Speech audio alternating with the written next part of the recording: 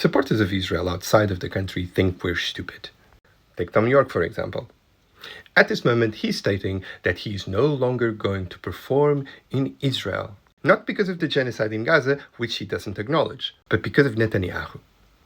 And he's not the only one who's trying to focus the blame only on the leadership of the country rather than the citizens that supported and cheered. They're being shameless about the way that they do it, as this example shows.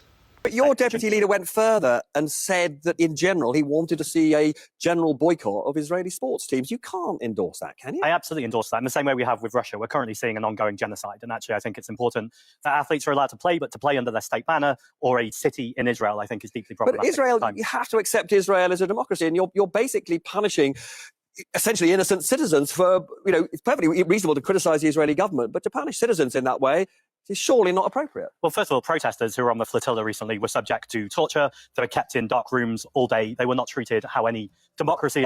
Annoyingly, I'm told, which is really frustrating because I wanted to bring Katie in, but I'm out of time. That's it. And although I should be used to this right now, because whenever there's a lull on military activity in Gaza or in the West Bank, and notice that I say lull rather than ceasefire. It's just a lull in which violence becomes a bit diminished. The same geopolitical actors, from the Zionist-friendly media, the leadership of regardless of the political party, will take the opportunity to do something that for Israel is vital, which is to restore the idea that Israel is David rather than the Goliath. Because this nation can only withstand its campaign of dehumanization, ethnic cleansing, and genocide if it has the support of the Western world, something that it lost in droves when it showed its true colors.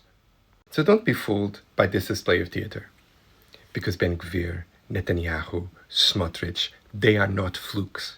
They are a product of a society that has become comfortable in living and benefiting from an apartheid regime. A society that accepts that a vantage point on top of a hill overlooking Gaza is a touristic spot from where children from schools look below to the destruction of the lives and the livelihoods of Palestinians for fun. So don't be fooled and continue pushing back.